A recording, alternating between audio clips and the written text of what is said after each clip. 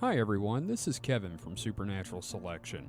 Are you an independent creator? Do you have a webcomic or an Etsy store? Do you 3D print things? Or are you just looking to get some word out for your Discordian cabal with social terrorism?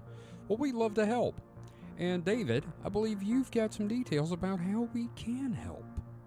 Why, certainly. If you go to supernaturalselectionpod.com/contact, that is supernaturalselectionpod.com/contact, you can learn how to advertise with us. That's right. I believe the rate is $2 per episode. You can't beat that with a stick. I mean, trust me, we've tried. Yeah, that's cheap. That's literally cheaper than dirt. Mm-hmm. And best of all, if you're not sure how to write an ad, we'll do it for you. We'll even record it. Absolutely. Just let us know what you need in the ad, and we'll be happy to do that for you. And again, that URL is supernaturalselectionpod.com/contact. And now, back to the show.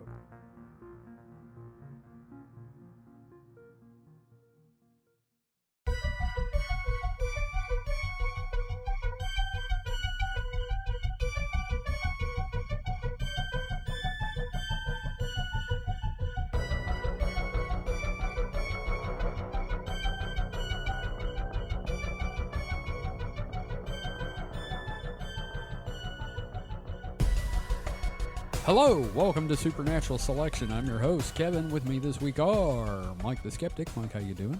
I'm fine. Full of fried rice and chicken, so I'm doing pretty good. You know, that's funny. I am full of sushi, so rice as well. That's fun. And we've got Mr. David Davis. David, how are you? I'm full of day-old theater popcorn.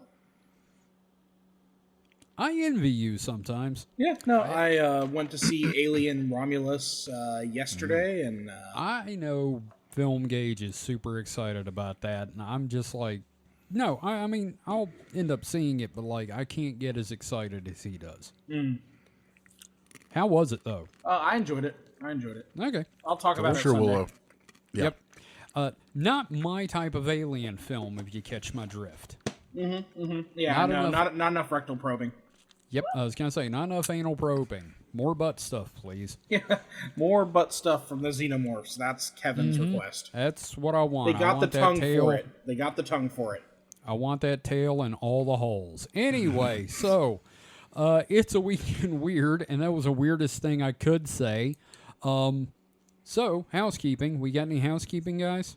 I gotta clean the bathroom. The book, I'm still in the process of editing it. Should have a draft for our patrons and Discord folk next week. That way they can kind of look it over, and then I'm going to send everybody's pages to them to let them go through and verify if they're okay with it, and then hopefully we get that campaign running in September. Awesome.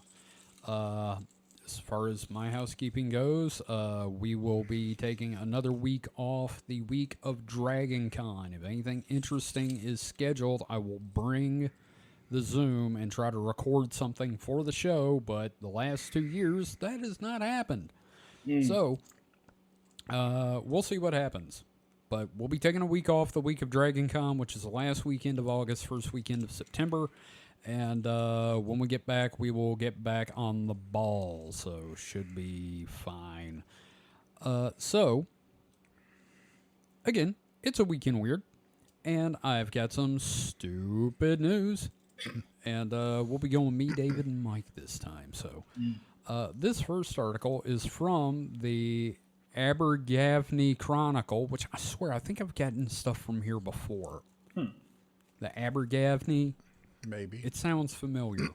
Article is... God damn it. The article is by Tim Butters. Okay, guys. And that's okay. So, Abergavenny man claims aliens walk amongst us. Just, that's your classic headline for this show. Also, the image for the article, guys, is 3 statues of aliens with... The heads are dark gray / green, and the bodies are just spray painted silver with aluminum foil wrapped around the seams where the color changes. So, real classy. So, An Abergavenny man has made the bold claim that not only do aliens walk amongst us, but they have done since medieval times. And he also claims he will soon have hard evidence to back up his sensational allegations. Oh God, I just read his name. Semi-professional paranormal investigator Johnny Turnip. Butter turnips. Oh my God, Also, like, semi-professional, are his points not up enough to, like, go full professional? I don't know what you need for that. How many punch card holes you need, like, from stopping at the Safeway? Yeah, every time you see a cryptid, they stamp your card. Yeah, pretty much. You found us! Find the other 7!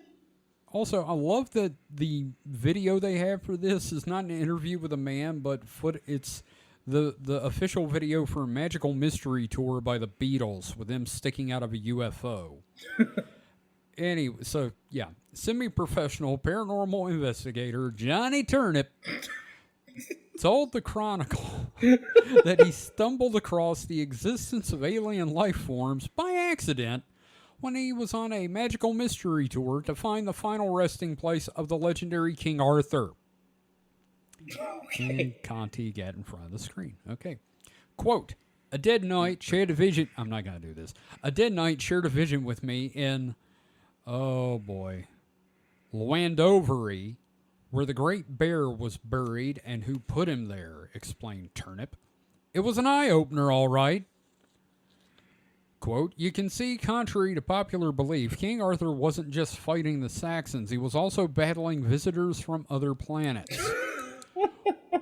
Once he'd done putting the Germanic invaders in their place, and he and the boys were celebrating their final victory at Bellanocus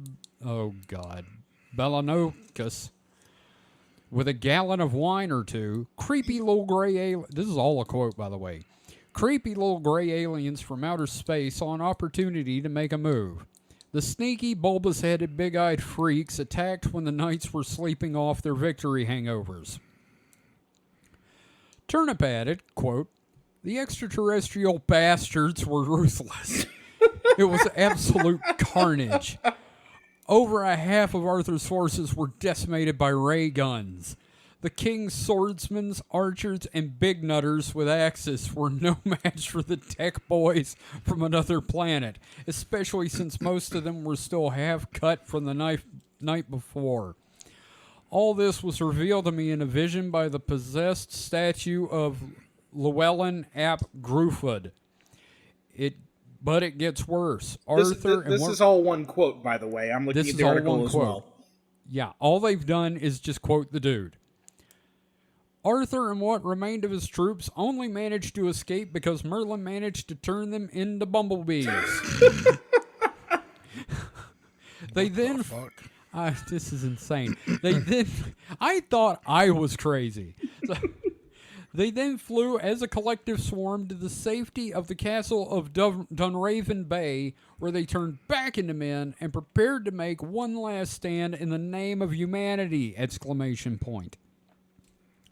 As the UFOs circled and the aliens unleashed their lasers, Arthur and the boys put on a brave show, but they were no match. Calling Arthur and his Knights of the Round Table Arthur and the Boys is just the most... Jesus Christ. But they were no match for the intergalactic colonists. I thought that said communists for a second. Why not? Why not? Yeah, at this point, why the fuck not? During a last pitched battle on the seafront, Arthur was the last man standing, but he also fell after being hit by a blue beam of pure light. And here's where it gets weird. Still, the same quote. As the UFO hovered overhead and prepared to vaporize the king, Merlin appeared in the skies on a mighty dragon that roared and spat out a terrible flame straight at Arthur. What? The fire didn't burn the great king, but surrounded him and formed this kind of black stone, which encased Arthur like a tomb. Holy shit. This is like a fucking anime. I want to see this comic, anime, or film. With Arthur's body completely hidden from view, the great rock fell into the shallow waters of the sea, where it still stands to this day, looking like any other rock to the uninitiated. Turnip added, quote, again, before the vision faded, I heard Merlin scream, the king will rise again, and in this isle's darkest need, and Excalibur will lie with the Lady of the Lake. At that moment, an image of Tredegar Reservoir flashed into my mind, and I realized not only did I know where King Arthur lay, but where his sword had been dumped to. Dumped. Turnip explained that after leading his, quote, war party to Dunraven Bay and telling them the true nature of his visions over a supper of egg and chips and some sugary tea, his claims were met with skepticism. Okay, so they just quoted this guy, direct quoted, for like 7 paragraphs, not editing anything. Now they're paraphrasing. Like, Yep. That's a choice. That's a choice. Oh, guys, up next is a bit of a script. You mean King Arthur is buried in a big rock, said Puerto Rico Paul. Okay. How do you propose we get him out? Asked Big Tony. It could be worse, said JFK Jones. How? Said Fast Eddie. Fast Eddie. Let's just wait until we see the sort of caliber of rock we're dealing with before we make our play, said Turnip. What the fuck is going on? Don't What? What? Am I having a stroke? I don't understand this article. I don't. It's you not- know, there are times lately where I've thought I might actually have, like, what's the thing called where you can't read? I Dyslexia? almost called it leprosy. Yes, almost called it leprosy. Dyslexia. Well, I suppose if your eyes fall out, yeah, you wouldn't be able to read. Sure. But this whole article is making me think maybe people just don't know how to write anymore. Anyway. Turnip told the Chronicle that after a few hours' kip, he led them to the foot of King Arthur's rock in dawn's unforgiving light. What the fuck, Wordsworth? What's with the metaphor here? He later admitted, as we grimly drunk lager from our cans, looked at the waves crashing against the big black rock and imagined King Arthur's corpse rotting away within, all hope of restoring the once and future king to the throne faded fast. Quote, Big Tony suggested that we could potentially use dynamite to free the monarch, but I snapped, think of the human cost, Tone. Besides which, we blow Arthur up along with the rock. Puerto Rico Paul suggested we try using magic, and he even offered to contact his mum Polly, or the Witch of Tudor Street as she's more commonly known, to see if she knew any spells or enchantments that could work. So the irony here is that Puerto Rico Paul is actually just a guy who went on holiday to Puerto Rico once. And it just stuck. Probably. I imagine. Like, America Jones, you know. This feels like more of a fiction story than like I mean, you know what I mean? It's like someone like copy pasted the dude's live journal entry and made it news. This is like those fake articles they used to put in the papers in the 1800s about their Batman on the moon. Quote, I just sighed. This is high magic we're dealing here with, Paul. Merlin is perhaps the most famous magician of all time, even bigger than David Blaine. No disrespect to your mother, but she made her name telling fortunes in a caravan. I don't think she's up for the job. What the fuck is this? This is not an article. This is a story. I love this. With caricatures instead of characters. Continuing the quote, as we all just nodded our heads sagely and gazed intensely at the rock, swigging on our cans and getting wary looks from assorted day trippers, I had a eureka moment. Well, no, it said asserted day trippers. Asserted, it does. You're right, I'm sorry. Looks from asserted day trippers because that's how English works. Okay, further quote. It's the sword and the stone, I shrieked. What is, said Big Tony. The recurring dream I have had since a youngster of me pulling a sword from the stone and everyone chanting the name Turnip over and over again. This is that stone, I said, jumping on the slippery rock and nearly losing my footing and cracking my head open. So close. Oh, why stop now? Yeah. This is way longer than I thought it Yes, was. But no, we're getting close. This is incredible. Like, incredibly dumb. Yeah, we're getting close, though. But there's no sword in it, said a perplexed-looking Puerto Rico Paul. Not yet there isn't, I roared. The legends have it all wrong. The sword needs to be thrust into the stone and then pulled out to liberate the once and future king. Are you talking about fucking the rock? No, he means like in a literal sword. Okay. Excalibur works like a key, and lucky for the world, the location of that key was revealed to me in a vision. Now, what does JFK Jones think of all this? Because we haven't heard from him in a while. He's been real fucking quiet, hasn't he? Mm-hmm. I don't know that he actually went along with this, personally. Where? The boys cried in unison like a tuneless and drunken choir of middle-aged men washed up on a beach with no past or future, but a vague and barely conscious hope for a better world. What the hell? fuck is with this publication? This is bullshit, and it's amazing. But, like, Phantoms and Monsters is more coherent than this shit. What the fuck is going on? I should have saved this. Holy fuck. Tredegar, I announced solemnly. The birthplace of Bevan and the cradle of the NHS is also home of the Sword of Destiny. Turnip explained. Why go back to third person now? Turnip explained that just at that moment, a raven landed on the rock in between waves and started crowing at them. What the fuck is happening here? We took it a sign, and we were on the right track, explained Turnip.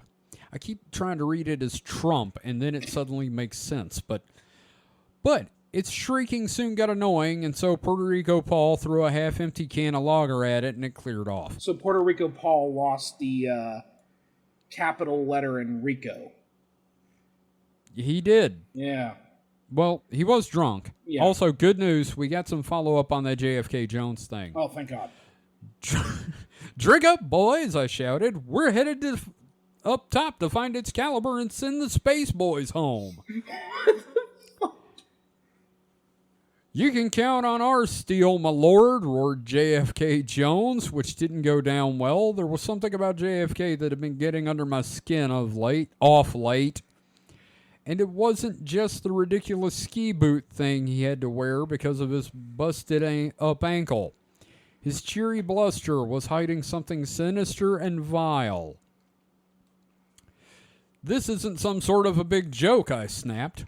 We're on a real all-or-nothing quest here, and your Game of Thrones nonsense isn't welcome. Turnip said that JFK looked suitably abashed, but explained, I'll forever kick myself for not realizing that we had a rat in the ranks either. Yet, even if we had sniffed out JFK's treachery before, he put the knife in our backs. The true scale of his betrayal will always leave me breathless. To be continued. What in the fuck did I just read? I kind of think it might be an AI article in the sense that they probably like had some story and like they let the AI do it. And well, now I feel sullied and tainted. No, because like it reads like more of a narrative, like a poorly written narrative than an article. But yeah. Like the only thought I have now is that like if he wants to go professional, he needs to turn up the heat. Yeah. Can I just say that I don't think it's AI. I do think it is a news article writer trying to pitch a book. Maybe. And it is poorly done. Yeah. It's very amusing in its own way. Like, no, I mean, like, the names of the characters alone are great. Yeah. Puerto Rico Paul. I mean... JFK Jones. JFK Jones. It sounds like, I don't know, it sounds like another version of whatever happened to Robot Jones. Yeah, and the fact that you could call the guy Mr. Turnip and you just sound like you're watching a children's TV show. Yeah. Hello, Mr. Turnip. Hello, kid. Mike? I don't know. I'm just sitting here going, Yeah. am I drunk? I'm not drunk. Disprove this story, have you had Mike. the rum yet? No. Use your I'm science to disprove this story. Yeah, fucker. I don't think I have to. That's true, actually. Good God, that was insane. I had no idea. Again, I got that article from mysteriousuniverse.org. Jesus And Christ, guys. Normally they don't post this kind of stuff, but like, what the fuck, man? Oh, I'm glad I did it, though. Yeah, I'm glad I did it. That was a great 20 minutes. That was a roller coaster. Mm-hmm. Well, we need to calm down from that. David, what have you got? Okay. All right. So I have a article from wavy.com. I've never heard of them before. Wavy.com. Yeah. Should I be waving? No. Let's see. This is from Jane Alvarez Wirtz, published 2 days ago. Mysterious black ring appears in sky over Williamsburg. Okay. And there's plenty of photos in the Ooh. article if you want to look at it. But Ooh, yeah. Let me get over to you. Williamsburg, Virginia. A mysterious black ring appeared in the sky over Hampton Roads Tuesday. Several Wavy TV 10 viewers reached out with images and video of the ominous-looking ring floating around the sky. Wavy. Okay, That's so weird. this is a TV station, I guess. Let's see. Started receiving messages shortly after 11 a.m. on Tuesday, August 13th. They were suspicious at first. When you see the images, it almost looks like someone drew a circle on them. But after we heard from a couple more people, we decided to do some more digging and try to get to the bottom of this mystery. Ron Stepp, who sent in video, said he was working in the vicinity of Eastern State Hospital in Williamsburg when it appeared overhead. He described it as a huge smoke ring and said it disappeared about after 10 minutes. Another Wavy viewer was in the area of Old Moortown Road. When he saw the ring, he stopped to snap some photos of it, which you can see in the article. Yeah, no, it's pretty impressive. Mm-hmm. Like Gandalf really putting on those smoke rings there. I was going to say, I think this is in fact Gandalf. Mm-hmm. A wizard did it. A wizard did it. Merlin, in fact. Yeah, exactly. But what does Puerto Rico Paul have to say on it? Okay, so Wavy viewer Peggy Olzisk sent in a photo that she took around 11 a.m. Tuesday in Williamsburg, and another viewer sent a photo of the ring taken on Interstate 64, westbound in the area of the Fort Eustis exit. Renee Fisher snapped a pair of photos, seen below, of the black ring in the sky of the Waller Mill area of Williamsburg. So yeah, like it's you know, that's enough to get you to stop and go like, what the fuck is that? Yeah. Mike, you see it? No. Okay. You should click on the link. I really want you to see this so you can give us thoughts. There are multiple photos. Let's see. It's like the very last thing in the Weekend Weird Talk. Yeah, like from the perspective of the photos, like it looks like it's a, like obviously we're looking at it in an angle, but it looks like it's a very round, like a very like well done circle, which is Yeah. I don't know what would do that. Diesel truck. Well, I guess it's hard to tell the relative size given the position, but from what they're describing, it sounds like it's from significant distances that people were seeing this. I don't know. Let me go ahead and let's see. Keep going here. We discovered news articles and social media posts describing similar sightings in other regions. Those reports said a fire or some type of explosion likely created the ring. Wavy reached out to James City County Fire Departments to ask if there were any reports around the time the Williamsburg Circle was reported. The fire chief hadn't heard of any. We also asked if Dominion Okay, typo in the article. We also asked Dominion Energy if there was a blown transformer that could have caused this. We received a response from spokesperson Tim Eberly. He said that he touched base with the operations center and the supervisor who oversees the Williamsburg-James City County area, and both relayed that there were no incidents this week involving equipment that could have caused the black ring of smoke. So we went to our in-house experts, the Super Doppler 10 Weather Team. I'm sorry, I have to read that like it's on the news. The Super Doppler 10 Weather Team. Meteorologist... Your eye on the weather. Meteorologist Ricky Matthews said that he had seen these form from pyrotechnics before, basically stemming from concentrated fire rising. He theorized it could also be a special effect for a film. Meanwhile, meteorologist Steve Fundaro's first explanation was aliens. Son of a bitch, get out of our job. Stay in your lane.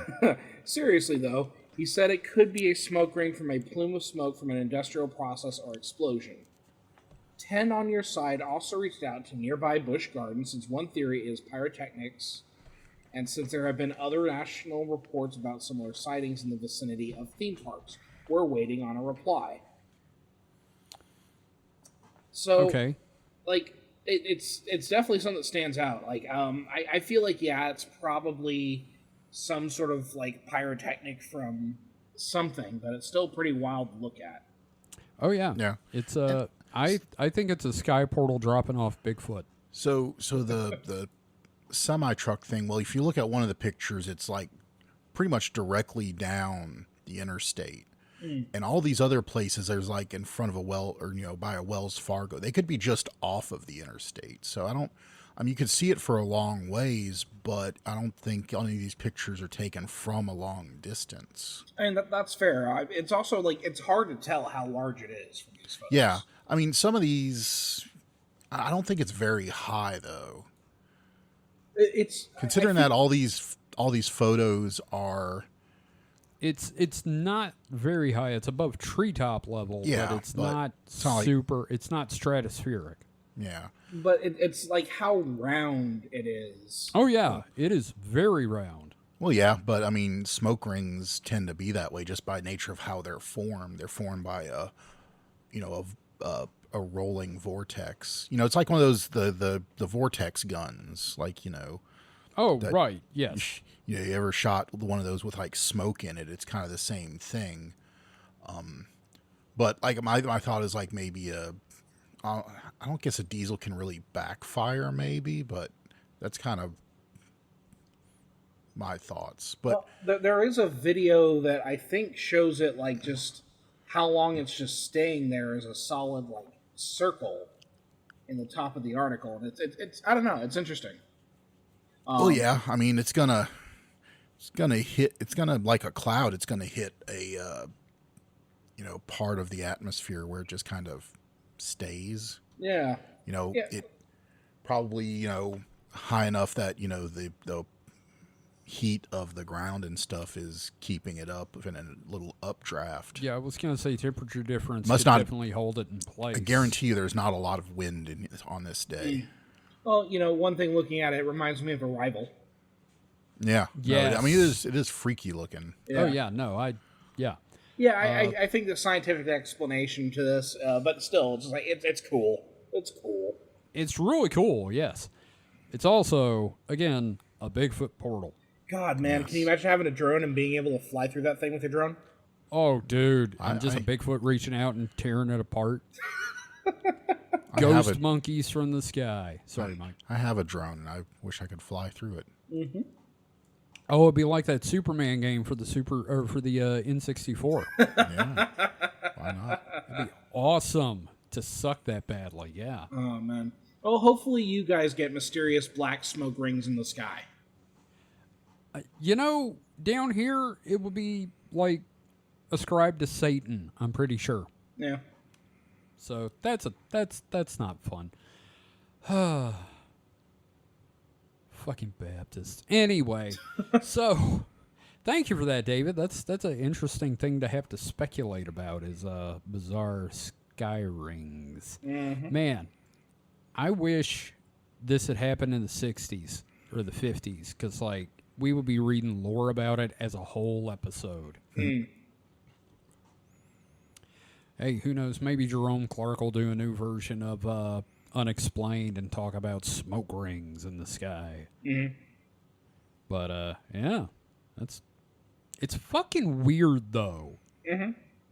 Like whatever the explanation, it's out of the norm for sure. I love it. Yeah. Of course, again, giant wizards. So Mike, Yeah. what have you got? What have I got? Do I have to show you what I've got? Show me what you've got. Show me what you got. So, my both of my articles are kind of older because I've just been sitting on them. But Did they hatch yet? I mean, yes, because I'm going to read them. There we go. Now tonight, from space.com, July 19th of this year. Astronauts could ditch diapers on spacewalks thanks to new device that lets them drink their pee. Oh, God damn it. A new device may someday allow astronauts to drink purified water made from their filtered pee during spacewalks. So, backstory, I don't know if they go into it on this, is they already do that on the ISS. The toilet on the ISS captures fluids and sends it through a complex filtration and reverse osmosis process. Now here's a question. Mm-hmm. Do you think, like, if you drink enough and you know people's schedules, you could tell who made the last batch? Probably not. Oh, it's, they'd love my water. Because that It'd be water sweet. is like purer than probably anything you get out of a tap. Because it's basically gets rid of everything that is not H and two O's or two H's and for an the O. joke, though, let's just pretend it's like, oh no, Gary was in there last. That's a lot of it. He needs to stop eating asparagus. Jesus. Yeah, no, they drink. Kevin Bede, this tastes like Kool-Aid. Yeah. So the article goes, venturing outside of the International Space Station is challenging enough without having to worry about nature calling in the middle of your spacewalk. Now, scientists say they've devised a new way to capture astronauts' pee and recycle it into drinkable water within minutes. For years, astronauts on spacewalks around the ISS have relieved themselves using a disposable diaper inside their spacesuit, known as a maximum absorbency garment. Hey, is Depends going to lose the NASA thing now? I'm pretty sure they had a outside contractor. It wasn't Depends. It was Depends. No, it wasn't. I don't think so. I mean, it could have been, but they don't say in this article. Space diapers. These garments, first designed in the early 1980s, collect and store urine, enabling astronauts to go on the go. Remember that story about the crazy I was just thinking about astronaut that. that crossed the country? Yeah. That's the kind she was wearing, huh? Well, no, I don't think it's the kind she was wearing, but she definitely had that idea from, her training. But given spacewalks can sometimes take up to 8 hours, MAGs can leave, which are what, the abbreviation for the maximum absorbency garment, can leave the astronauts physically uncomfortable and at risk of skin irritation and infection. You have to use baby powder on your astronauts. Well, you can't, but they can't change you, so they're out there for 8 hours and they got a wet nappy. Oh, God.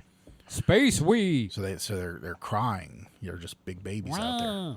MAGs also don't recycle the water in urine. So while out on their walk, astronauts must rely on a fixed supply of 0.2 gallons, or about almost a liter, of water that they carry in their in-suit drink bag. You could take the diaper and I guess wring it out. Yeah, but you have to get out of the suit to do that. So. Yeah. Well, I mean, what do they do? They just like launch the diaper into space, or? Well, I'm sure when they get out of their suits, they put it in a bag and put it in another bag, and probably that goes into into space. Well, no, that goes into the supply capsules that they put all their trash in, and that gets re-entered into the atmosphere where it burns up. I don't know. I just like the idea of like millions of years in the future, a dirty ass diaper lands on a planet and causes life. No, it's like those horrible people that change their kids in a parking lot and just put the diaper in the parking lot. Yes, Mike, I too have been to work. And but the astronauts, they just like like kind of throw it off into orbit and it like hits a satellite after 20 years. I don't know. I feel like as an astronaut, you'd want to like yeet your diaper into the atmosphere, watch it burn up. And then somebody thinks it's a snowflake and catches it on their tongue. Oh, God. I'm sure. Well, I mean, that's what they do, but inside of a spaceship, because to throw it yourself, I'm sure would require like hundreds of miles an hour worth of velocity. You go backwards. NASA, give the astronauts a diaper gun. Let them have their fun. Because of the wonders of orbital mechanics. If you throw something away, it's going to meet you back at your current location. Oh no! I got poo-poo on my helmet. Yes. So the diaper would have to have a rocket, so on the other side of the orbit, it could like The poo rocket. fire. I just want to see it. I want to see it. Continue We'll see it happen. Oh God! Somebody get Rob Schneider to do a space movie, and we will see it happen. Because he's a big piece of shit. He is, in fact, a big piece of shit. But now, scientists think they have a solution to this problem. A new lightweight system that can collect and purify around 1.69 fluid ounces. Okay, 500 milliliters to show, which unit of measurement they were working with when they designed it. So, like, just over 2 ounces. But it's 500 milliliters, because they are obviously working in liters of water from urine within a person's spacesuit in 5 minutes. So it's a little over a pint, basically. So no it's 2 ounces or one. You're saying 1.7. 500 milliliters, so Yeah, that's 500 milliliters. yeah, which is 3.75 in a pint. Yeah, this doesn't shake out. No. Be a liter. No, because this says 1.69 fluid ounces or 500 milliliters. Well, let's leave the people to their own. Don't look at me. I'm an English major. Maybe they meant 50 milliliters. All right, shots of pee. But yeah, no, because that's. But anyway, it's in 5 minutes. So I'm assuming that's its throughput is like almost 2 ounces per 5 minutes. Okay. Because think about it, 2 ounces isn't much. I mean, I could pee more than that right now, and I don't really have to pee. I pee more than that every time. I keep saying the word pee. Every time I say the pee, I feel like I got to pee more. I'm glad we're taking a break after this. If implemented, the system would involve astronauts wearing an undergarment that's made from a flexible compression material and lined with antimicrobial fabric. The system also includes a humidity sensor that senses urine. The sensor sits within a silicone cup beneath the wearer's genitalia. Sexy. Mike, you just described a still suit. Yeah, like Well, they that's what got it this is. from the spice mines of. It's more of they're wearing like the rubber underwear that you wear over the diapers as a kid. So they're wearing the underwear that Sting wore in the Yeah. 1987 Dune. Got it. I will kill him. The detection of pee switches on a vacuum pump. Oh yeah, and that then draws the urine up into a filtration device carried on the astronaut's back. It's not my bag, baby. The filter measures about 38 centimeters. It's 38 centimeters by 23 centimeters. It's about 15 inches by 9 inches wide, and 8 kilograms or 17.6 pounds. For the device itself. Urine would be transformed into fresh water and could subsequently be delivered to the astronaut's drink bag. The new system is still in its initial testing, however. If it makes it through development, it could solve a dilemma for astronauts engaging in space exploration, the team who had developed the system say. The issue is of how to deal with urine on spacewalks is particularly relevant considering that NASA plans to establish a permanent outpost on the moon by the end of the decade. We choose to go to the moon, and we choose to pee on it. Yes. So I got a couple things I need to say about this. Mm-hmm. First off, every filtration unit should have a picture of Kevin Costner from Waterworld. Okay, so that's number one. What's number two? Okay, number two. I see where you went with that, and unfortunately, that knocked the other thing out of my head. So the big points of this isn't so much that you get to drink your pee, but Aw. that you know, Get to like it's a plus. Man, I was really looking forward to that. it's just basically an endless system that can Yeah. remove the pee from around your body, so you're not getting diaper rash while you're doing your awesome astronaut spacewalk. Yeah, and you're constantly replenishing your water supply just a little bit at a time. Yeah. Yep. Just Oh, getting a Keeps little you low. Give me a hydrated. minute to fill it up. Now, why can't they just do like everybody else and use a Gatorade bottle? because they're in a space suit. Okay. Well, I remember what it was. You were talking about how they have water bags in there, right? Yeah. Have there been Australian astronauts up there yet doing spacewalks? Probably Who was the first one to replace it with a goon bag? 0 because they don't have alcohol on the space station. Yeah, smuggles a goon bag. The Soviets might, but I'm pretty sure the US I'm pretty doesn't. sure like the Soviet NASA. space program is fueled by vodka. Yeah. Well, it literally was at one point. Well, in fact, I was watching a video today. All space programs started out being fueled by alcohol because they were all based on the German V2 rocket, whose fuel was liquid oxygen and alcohol. So, Shepard, the first American Alan Shepard? Alan Shepard, yeah, the first astronaut, U.S. astronaut shot into space. He went into space on alcohol. In fact, the Soviets used it long enough that was the reports of lots of Soviets like just getting blotto drunk on the fuel. Fuck, man. Because it has to be a very pure ethanol, and Right. that's Yeah, I know People people have grade. had like dependency issues, but have you ever had dependency issues so severe you get rip shit on rocket fuel? and the Soviets kept doing that too because one of their planes, of course they did. because of the way it operated, alcohol turned out to be the best hydraulic fluid for it. So there are also reports there of the Soviets drinking so much of the hydraulic fluid that the plane would just not be able to function Well, it is a social until they lubricant. topped it up. Yeah. Indeed. So, but yeah, the article continues, but it's said pretty much everything we need to know. There's just a lot of pee drinkers in space. Well, and that's the cool thing. Like that's the traditional NASA thing where they'll come up with something, then eventually it gets adapted to, it becomes smaller, becomes more efficient, becomes something that like society could use. So I could imagine like one day the modern bathroom, like the modern bathroom of the future, having some system that will take the urine and convert it to water for like a garden or something like that. Yeah.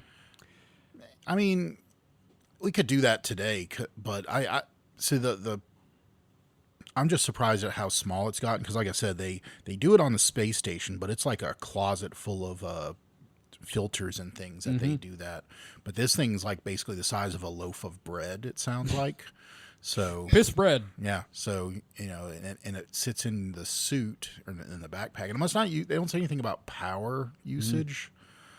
The pads in the thighs process the feces and turn it into... It doesn't do anything with the poo. That's true. So if you have to go number 2 in your spacesuit, You you're just got probably dookie floating around.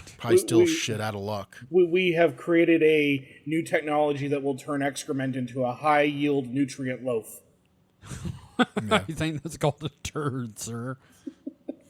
Okay. Hey, did we actually miss the obvious joke, the Muppet Show joke of piss in space? Not anymore. I think you got it now. Okay. So yeah, any questions about the pee? Can you Would you wear it and drink your pee? I mean, sure. You would, you brave son of a bitch. I wouldn't do it if I like say had a bottle of Dasani near me, but like if it was I might try it just to see. I don't know. What does it taste like? Some people would prefer it to Dasani. No. Some people would prefer it not to be filtered. No, like seriously though, like I don't know. I'd try it, like just because, like if it's good enough for the astronauts, it's good enough for Americans. Damn it. Yeah. Hey, I tried Tang. Why not? Yeah, but I think our current infrastructure water treatments are good enough for what we do. Say the two guys living in a place currently still experiencing a water crisis. No, I mean it's not anymore. No, The water crisis isn't It's more like a water been a problem. thing. 'Cause It's been downgraded. the feds came in and slapped That's that shit true. down. Yeah, they did. Yeah. But it's just these require filters, so filters means they got to be changed at some point. God, so. could you imagine you forget to check the filter? Oh God. That's this. Take a nice big swig. Oh God, Oh, it's just pee. it tastes like syrup. It tastes more like pee. Yeah, the water quality, it just keeps going down. It gets more and more flavors. We need filters, damn it. Oh my God. Interesting though, why they have to use this system on the ISS is that before that on the space shuttle they didn't need this because the power generation on the space shuttle used fuel cells that generated water. In fact, the space shuttle generated more water than the astronauts could drink, so they had to dump water overboard. Well, you can't have piss without ISS. Yeah, exactly. But since the ISS uses solar panels, they don't make the water like they used to. So I'm done. I'll stop giving you random space facts. And that is that's why great. Mike is David's mom's favorite. Space facts. Space facts. It's like Carfax, but for your spaceship. How many times have we talked about piss on this show?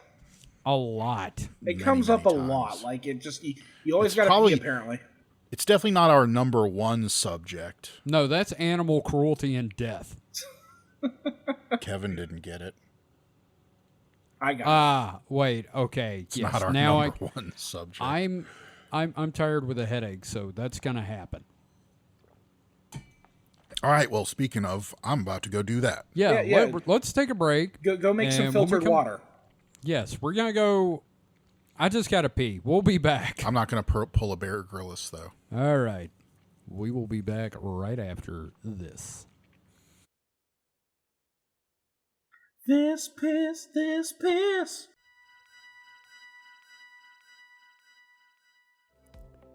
Hey, Kevin here. Hope you're enjoying the episode. Hey, who are you talking to, Kevin? Listeners of our shows, I also want to let them know that if they're enjoying what we've been doing, they can support us on Patreon. Oh, Patreon. Were you going to tell them about the early episodes? Also, Patreon exclusive episodes that can be found there too? Well, yeah, I was going to do the whole... yeah, and then there's the other cool stuff, including art, merch for subscribers, like tote bags, hoodies, shirts, mugs. Yeah, and... Can you believe people could support us for only $5 a month? You're definitely going to mention that too, right? I was. Support Supernatural Selection and The Distraction Hole on Patreon for as little as $5 a month. Visit patreon.supernaturalselectionpod.com to learn more and get started today. Hey, man, what's got you off in your phone there? Oh, just going through all the funny Mothman memes and supernatural shit posts I've been wanting to share. I just don't know where to put the posts yet. Don't you know about the Supernatural Selection Discord? We have a Discord? Yeah, for years, dude. Where have you been? Can people chat with the hosts and get previews of upcoming episodes and generally post funny shit as much as they want with other listeners?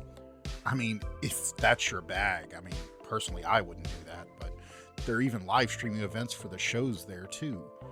You've been in a few. How do you not know this stuff? It must have been my doppelganger. How do I get into the Discord? It's easy.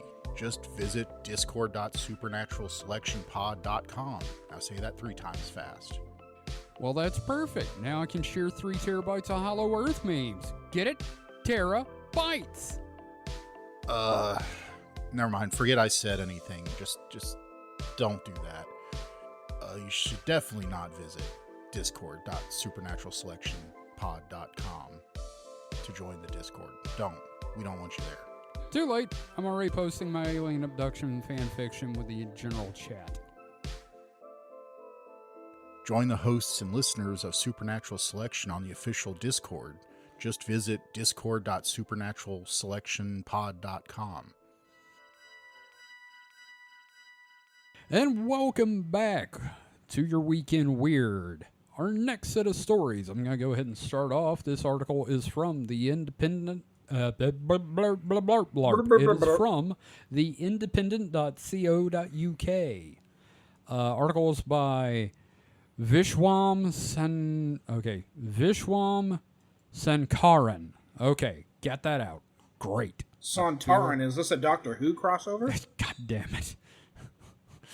Potato-headed bastards. Anyway, so, article is strange carvings at world's oldest monument suggest civilization began after devastating comet strike.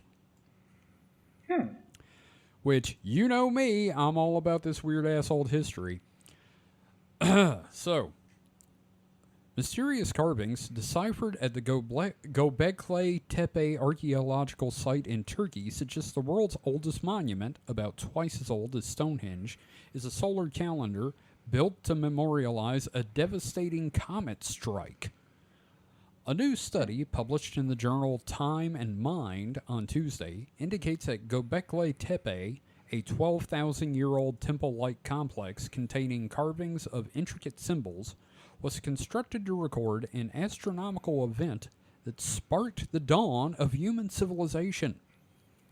The world's first calendar, made around 9000 BC, enabled people to observe the sun, moon, and constellations in order to keep track of time and mark the change of seasons, scientists from the University of Edinburgh say.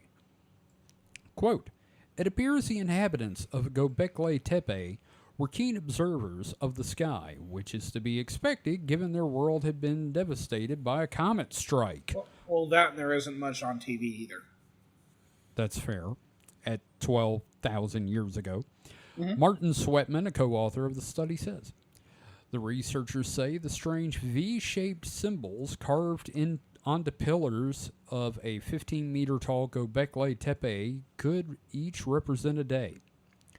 Using this interpretation, scientists counted a solar calendar of 365 days on one of the pillars, consisting of 12 lunar months plus 11 extra days. Witchcraft. Indeed. The summer solstice was represented by a special symbol, a V worn around the neck of a bird-like beast. Researchers suspect the other symbols at the site, with similar V markings at their necks, likely represent deities. As the prehistoric monument tracks the phases of the moon as well as the cycles of the sun, archaeologists believe the carvings represent the world's earliest lunisolar calendar, predating every known calendar by many millennia. The calendar was likely developed to record the date when a swarm of comet fragments hit the Earth some 13,000 years ago, scientists say. Such a comet strike is known to have ushered in a mini ice age that lasted over a millennium and wiped out many species of large mammals. Winter animals. is coming. What? Winter is coming. Yep. Those fuckers. Here comes Jon Snow. Literally. King of the North. The devastating strike could have sparked a lifestyle shift, I bet it did, among early humans from hunting-gathering to agriculture and the birth of civilization in the Fertile Crescent of West Asia, researchers say. A previous study found that a cluster of comet fragments that hit the Earth nearly 13,000 years ago likely shaped the origin of human civilization. The 2021 study, published in the journal Earth Science Reviews, suggested that the Fertile Crescent, spanning modern Egypt, Iraq, Syria, and Lebanon, switched from a hunter-gatherer lifestyle to farming around this time, creating permanent settlements. There's a substantial body of evidence from 4 continents supporting that theory that a comet hit the Earth around this time. Analysis of soil sediments in North America and Greenland, where the largest fragments are thought to have hit, found excess levels of platinum and nanodiamonds, as well as signs of materials melted by extremely high temperatures. They also found vibranium. And adamantium. Adding strength to this theory, the latest study found a pillar near the Göbekli Tepe site that appears to picture the Taurid stream. Did I say meteor stream. God, fucking English. The Taurid shower, coming from the direction of constellations Aquarius and Pisces, is thought to be the source of the comet fragments which rained on the planet for 27 days. Scientists suspect the monument remained important to the ancient people for millennia, suggesting the comet impact even influenced the development of human civilization. This event might have triggered civilization by initiating a new religion and by motivating developments in agriculture to cope with the cold climate, Dr. Sweatman says. Possibly their attempts to record what they saw are the first steps toward the development of writing millennia later. So, this for some reason reminds me of the Saturn death cult. Yeah. But I still find it interesting that the idea that Göbekli Tepe could be, a sign that we witnessed some massive cosmic event. And that's why we're here the way we are. Now, it's been like at least a decade since I took astronomy, but I'm trying to think of, because when you mentioned the 365-day, 12-month calendar that may have been interpreted, like it could just be the researchers like applying our sensibilities to whatever that was. Confirmation bias? Yeah, confirmation bias. But also, like, I'm trying to think, like, from Earth, what cosmic stuff can you see that would kind of give you, like, 12 segments or give you a 365-day cycle? Mike? Would it be the position of the constellations? Would that do it? Yeah. Like anything. So it'd be a sense of like, kind of like they're watching the constellation go from it. They start at one point and then they watch constellation move until it returns to that point. And then they realized, okay, that's like about 365 days. Alternately, the solstice, now that I think about it. Yeah. Anything that would just be dependent on the orbit around the sun. Like, so, say there's a star, it goes below the horizon for part of the year. Well, when that star comes back. Yeah. Okay. Yeah, okay. It's been like a decade since astronomy, so I was just kind of like trying to think of how that worked. It's been a while. Yeah. It's been a while. So, but yeah, no, I think it's really this whole Göbekli Tepe, even if you don't talk about Graham Hancock, is a fascinating site. It is literally the oldest complex like that known. Mm-hmm. And it's fucking amazing. Yeah. Don't get me started on the whole pine cone thing, though. That's one of those things where I'm like, that might be a thing. Because, like, I don't know if you guys have ever noticed, like, in a lot of ancient cultures all over the world, there are images of, like, their gods holding, like, what looks like a pine cone and a purse. And they found those symbols at Göbekli Tepe. And I'm like, what the fuck? So they're holding a purse and a butt plug. Sure. Mm-hmm. We'll go with the butt plug thing. Why not? Did you say spark plugs? Butt plug. Man, that's old-ass internet there, buddy. Yep. Mike, you remember the butt plug thing, right? Oh, yeah. Yeah. What was he called? A hardware store and was asking for butt plugs, and the guy kept going, spark plug? Yes. Yep. Butt plug. Anyway, so that's my second article. Anytime it's something interesting about Göbekli Tepe, and sometimes it might not have to do with Graham Hancock, I'm going to read it. I just think it's fascinating. So, admittedly, kind of a letdown after my first wild-ass story of the night, but, they can't all be bangers.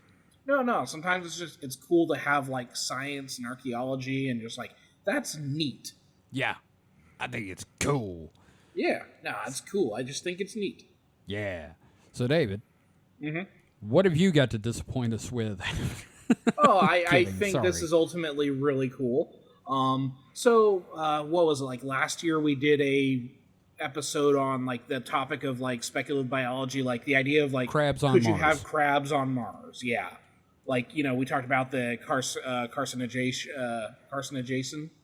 That Or nature, how do you pronounce it? the fact that nature abhors a crab vacuum or a crab Exactly. cube. The idea that like maybe there's underground reservoirs and that sort of thing. Well, With crabs. Yeah. About 4 days ago, this is from the BBC. This is from Victoria Gill. Reservoir of liquid water found deep in Martian rocks. Huh. So, Like- crabs on Mars could be a thing. What if the rocks are crabs? I mean, that would be cool too.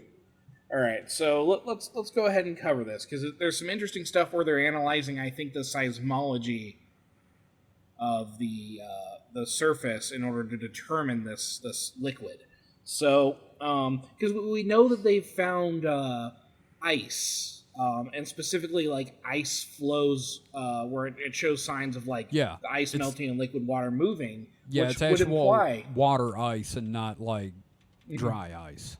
Well, yeah, and it would imply that, like, okay, well, if that's the ice melting at the caps, that's fine, but it also kind of could indicate that there was water under the surface, and, well, here we go. Scientists have discovered a reservoir of liquid water on Mars deep in the rocky outer crust of the planet. The findings come from a new analysis of data from NASA's Mars InSight lander, which touched down on the planet back in 2018. The lander carried a seismometer which recorded 4 years of vibrations, Mars quakes, from deep inside the red planet. Analyzing those quakes, and exactly how the planet moves revealed seismic signals of liquid water. While there is water frozen at the Martian poles and evidence of vapor in the atmosphere, this is the first time liquid water has been found on the planet.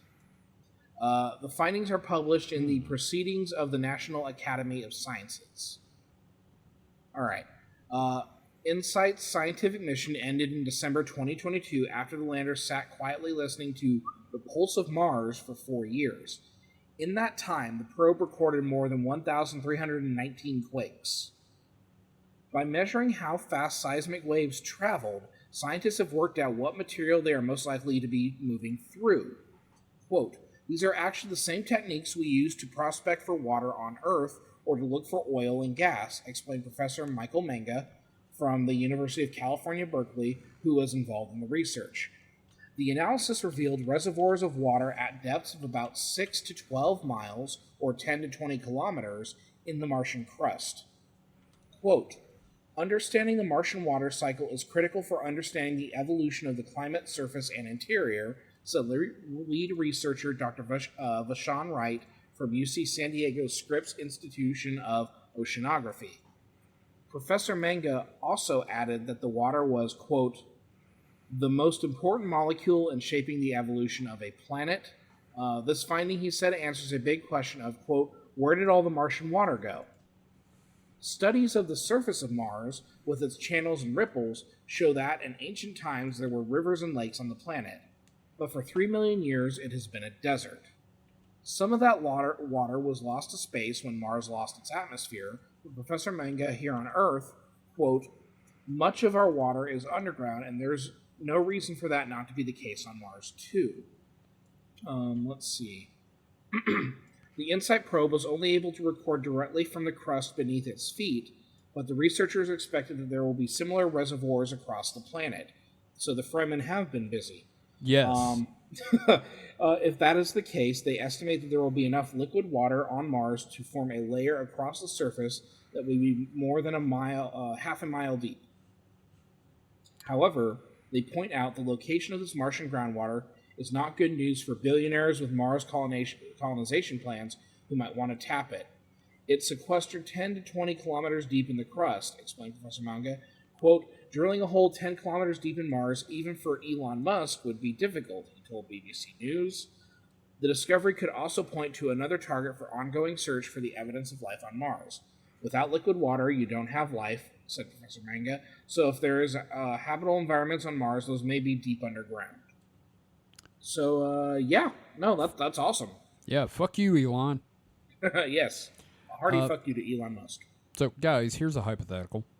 What if it's pee? Ancient Martian piss Just reservoir. nothing. It's not water. It's just piss.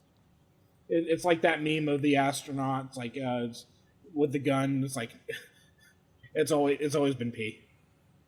Yep. It's always been pee. That's all it is. There's no other water in the galaxy, just piss.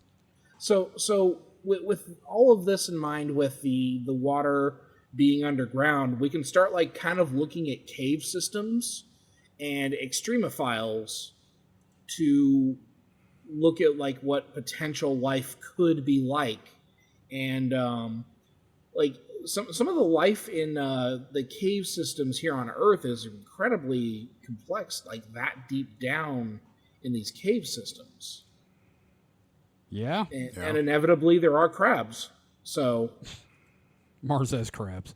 yeah, so we've got the spiders on Mars, so we just need Ziggy Stardust. Yeah. Yeah. I guess so. Yeah. No, I just think it's neat. It is. We're all just doing neat science for the second half, aren't we? Yeah. Neat history, neat fucking piss on Mars. Like, it was either this or it was like a crazy Russian chess story, but I'll save that for next time. Yeah. Well, guys, before we move on to Mike's, I just want to say I just discovered that there's a nickname for the Flatwoods Monster. They call it Braxy, and I think that's adorable. Aww. Because it's got this little dress, and it's like, Braxy. Aww. I just picture Braxy trying to look for someone to take to the prom. Anyway. At least it's not Brexit. Yeah, oh, God. Way to make it not cute, Mike. I know. So, Mike, what's your next story, sir? My next story. True story. It's not. I don't know if that is a true story. I guess. Where is it? It just disappeared now. I had a story, and it's. Where's my window go? Uh-oh. I can open it The again. mystery of the missing window. That's his story. Let's see here. Week in Weird Discord. Find. Was your story also about Mars? No. Oh, okay. There it is. Okay. It was there. I was blind. So this one is kind of a weird one, but it's also kind of it makes a weird kind of sense. It's from Hackaday on July 21st. Powering biology with batteries. So it goes, we've all been there. You forgot your lunch, but there are AC outlets galore. Wouldn't it be so much simpler if you could just plug in like your phone? Oh, Jesus Christ. Don't try it yet, but biologists have taken us one step further to being able to fuel ourselves on those sweet, sweet electrons. Oh, God. Using an electrobiological module of 3 to 4 enzymes, the amusingly named AAA acid aldehyde ATP cycle regenerates ATP in biological systems directly from electricity. Now, wasn't ATP the kind of field the angels made in Evangelion? No. Okay. That was can't remember what it's called now. TPS report field? No. But that was just AT field. Okay, my bad. No. The process takes place at 0.6 volts as a standard hydrogen electrode and is compatible with biological transcription translation processes like RNA and protein synthesis from DNA. The process isn't dependent on any membranes to foul or more complicated sets of enzymes, making it ideal for in vitro synthetic biology since you don't have to worry about keeping as many components in an ideal environment. We're particularly interested in how this might apply to DNA computing, which we keep being promised will someday be the best thing since the transistor. Not sliced bread? Yeah. Well, the transistor was better than sliced bread. So, Was it? I mean, think about it, yeah. What had sliced bread done for you lately but the transistor delivers you sweet, sweet porn? I had a sandwich, Mike. That was pretty cool. Was it better than radio? Sometimes, yeah. Was it better than that's comparing apples to toasters. that's comparing apples to good computers. Oh, fucking burn. Nice.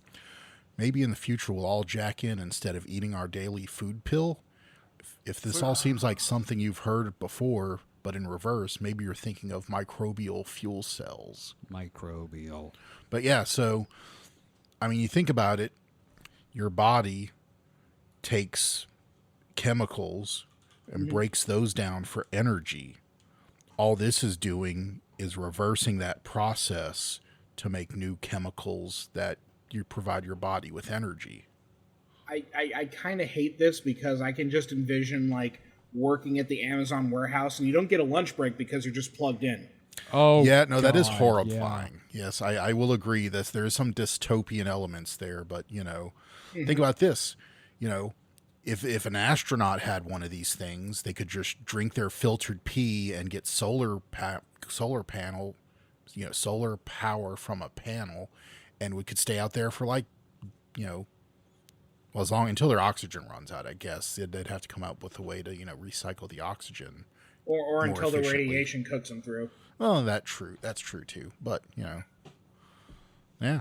So I'm I kind of hate not a this fan of idea. this so far. I'm not a fan of this so far.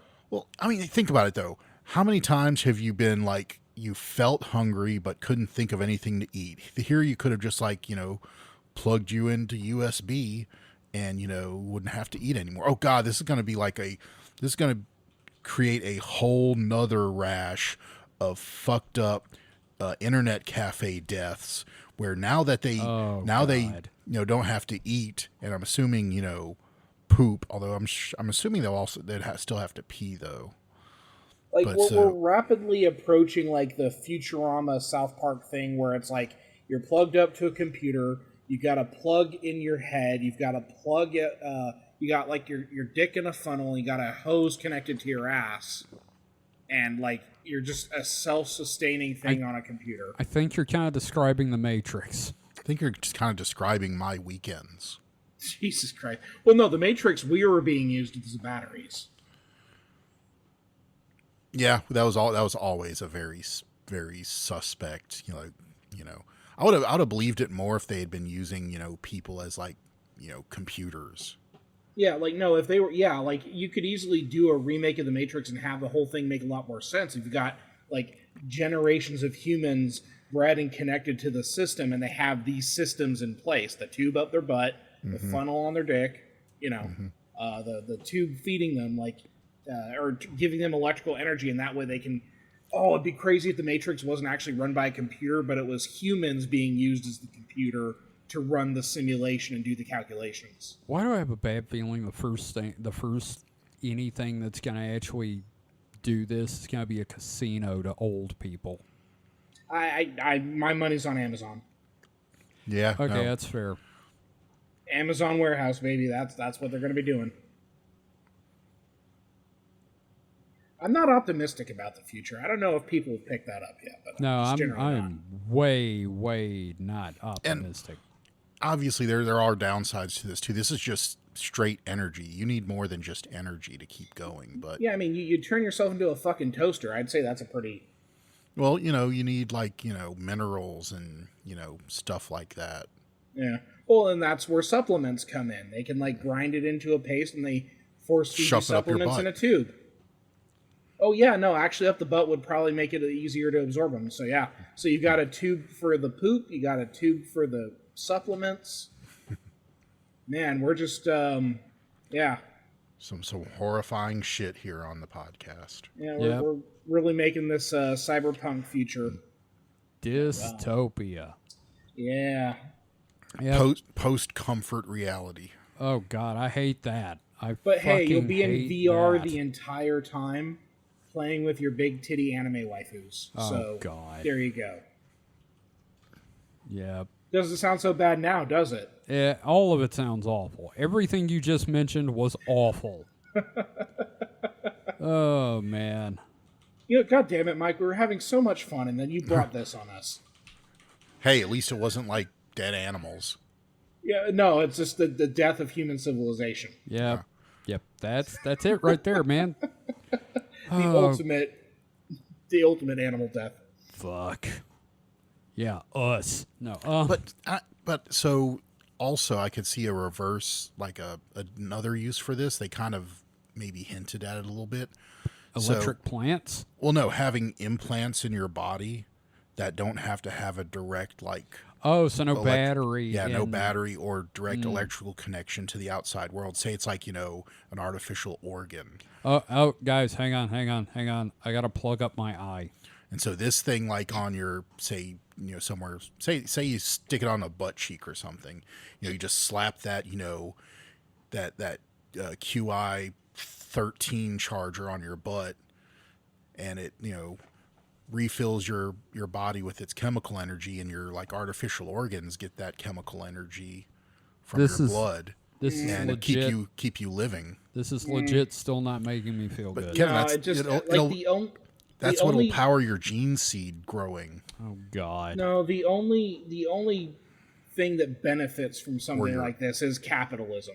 Like it's inevitably just going to be something meant to keep people I think there are working. legit medical uses for this, but but where's the funding really going to come from? It's going to come from you'd have fucking to Tesla or volunteer to Amazon. get this. They can't force this on you. So, Not in America. If you want to live on Elon Musk's Mars colony, you're probably going to have to. Oh, well, good probably. news. I don't want to live on his Mars colony. You think you get a choice in that? Yeah, you do. Well, I'm here on Earth already. They're not going to spend all that money to ship me off to the Mars colony because I ain't worth it. Yeah, I don't know if they can afford by the pound, right? Yeah, I don't know that there's anything I can do for them. I'm just saying that, they'd rather have like a naive 16-year-old that has a lot of time in front of them and, can do a lot of hard manual labor, whereas my broke down ass. Well, we know Elon Musk prefers naive 16-year-olds, so... I can tell you one thing right now. Everybody that ends up going to Elon's Mars colony actually calls it X. Yes. Ugh. Yeah. So we're out. So Twitter. Yep. Twitter. Yep. So, guys, that's our stories for the week, which means we've got a segment. And it's my week this week. And I would like to say, guys, it is time for the grand return of everyone's favorite segment, Phantoms and Monsters Theater. Ladies and gentlemen, welcome to Phantoms and Monsters Theater. I am Lord Kevin Beef Wellington, and it is time for Phantoms and Monsters Theater. Thank you for indulging me once again. It just gets worse and worse every time. it's just terrible. I love this segment. And somehow this will not be worse than that first story I read. Right. You kind of shot your wad prematurely there. Oh, God, I want to apologize for that. So, this week, the article from Wednesday, August 7th, 2024, witness shocked by hooded lizards abduction of girl in Williamsville, New York. An eyewitness to an alien abduction in a home comes forward with the information. His girlfriend's younger sister was later returned, being found nude in the neighbor's yard. Oh, gross. Ooh. Jesus Christ, this got dark quick. I received the following account. Hello, sir. I witnessed an alien abduction back in 2006. This occurred when I was 20 years old. It occurred in Williamsville, New York, outside of Buffalo. It was sometime during the week. No shit. When else is it gonna be? Outside of the week? God damn it. I was driving from work. Voice. What? This fucking voice. It's my Bugs Bunny voice. Deal with it. I was driving from work straight to my then girlfriend's house for dinner. She lived with her mother, grandmother, and younger sister, so I was just the four of them living at the house. I helped set up the table for dinner. After having dinner, my girlfriend and I spent about 2 hours up in her room, laying around, talking and making plans for the coming weekend, if you know what I mean. I was banging. It was getting... Doc? It was getting late, and I had to be up early in the following morning, so I decided to call it a night. I put on my jacket and kissed my girlfriend goodbye and headed downstairs. Sorry, I'm loving this voice. I made my way towards the front door, which led through the kitchen. Before I could even make another move, I saw two creatures leading the younger sister toward the front door. I was absolutely stunned. It was so shocking that I felt like I was out of my body watching this happen. They were both small in size, with long arms and a long neck, and wore tight black jumpsuits. It was hot. I stood there watching them walk straight through the wall. There was another one, much taller. His face looked scaled and brown. He was wearing a robe with a hood all over his head. He honestly looked like a lizard. He came out of the bedroom from where the other two came from, leading the way for the younger sister. At this point, I was panting and my heart was racing. What does that say about you, buddy? He needs to get in shape. You're horny. I don't remember anything else but waking up next to my girlfriend upstairs in a bedroom. I remember so vividly that this happened. I remember every detail and the fear that overtook my entire being. The sister was spotted by neighbors laying naked and unconscious in the front yard the same night. I told my girlfriend everything I saw. She told me that this has been occurring since she was a child and that they kept it as a family secret. This also was a big reason why their father had left them. Jesus Christ. Holy shit. After this experience, boy, I think the father's still coming around, if you know what I mean. Oh, After this experience, there have been other paranormal happenings at the house, particularly with the sister. We continued to date for a little over a year after the first occurrence and finally broke up, but kept in touch for several years, and the strange happenings only got more and more intense. It's been 16 years now since I last spoke to my girlfriend. SF. I think it's the father, personally.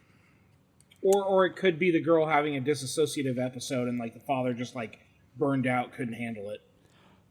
Or it could be an eyes wide shut situation. I certainly hope not that one, but yeah, that would suck. There's definitely mental illness going on. Yeah, possibly by the author. Mike? Yeah. Thoughts? I mean, this Bugs Bunny written story? Yeah, I don't know. There's a lot that could be, and I have no idea what it could be. I don't know. There's there's a dozen answers, and none of them are fun. Yeah, there's a lot of answers that involve breaking and entering and weirdos. What if this is the Satanic Panic? What if this is a Satanist cult? And they were playing Dungeons and Dragons beforehand. You know what? Yeah, that's exactly it. Mm-hmm. They're listening to Metallica, playing Dungeons and Dragons, put on lizard masks, and oh boy, yeah, that's man. I ought to vet these next time. I've been telling you that for like 2 years, and I have yet to do so. Oh man, Phantoms and Monsters. Oh wow, think I may have found my next one already. I clicked on today, so let me just go ahead and bookmark that fucker. Anyway, so that was Phantoms and Monsters, and the horrible story of what may have been happening to a little girl. I'm honestly surprised you don't play an outro for this segment as well, because it needs to be more obnoxious. The only outro I have will be ba-da-ba-ba-da-ba-ba, and I just, I could do that at the end, I guess. Oh, God. I feel like I should apologize, but I suffered, so did you. I apologize for nothing. I did nothing wrong. Anyway, so that's our show for the week. Before we go into the closing shit, does anybody have anything they want to plug or anything? David, you got any plugs? No, not particularly. Not particularly. Mike, do you have any plugs? Butt plug? No, I don't guess Butt I plug? have any either. Butt plug? You say spark plug? Butt plug. Spark plug. Butt plug. Spark plug. You remember Transformers, how Spike's dad's name was Sparkplug? Yeah. Let's not talk about his uncle. Oh, that's the plug. Axel Braun Transformers parody. Yeah. Butt Plug Witwicky is the one they don't talk about. Spike, spark plug, butt plug, checks out. Yep. I nailed it. And what was his brother said? Buster Witwicky. Buster where? Exactly. Anyway, I'm just going to say go read Claremont's X-Men. Fuck it, whatever. So, thank you everyone for listening. As always, we enjoy doing this show. It's a great excuse for us to get together and just read and do fun stuff. So, if you would like to learn more about the show, head to supernatpod.rocks. That is supernatpod.rocks. You can find a link to our Discord, our Patreon, our merch store, and every episode of the podcast we have done so far of this and the Distraction Hole. You can also leave, you can send us messages using the contact page, or you can email us at teams@supernaturalselectionpod.com. I am still looking into getting a P.O. box, and if I do, if you have weird-ass paranormal books, like paperbacks and shit, send them. I love those things. I'm starting a collection, and they are great source material for this god-awful show. So, again, thank you everyone for listening. We will see you next time. So until then, stay safe and stay frosty. Goodbye. Goodbye. Bless the maker and his water. Goodbye, Doc. Sorry, I just love that fucking voice. I'm glad I have one that's not just, well, let me tell you what happened. Shy Halud. Poopy pants in space.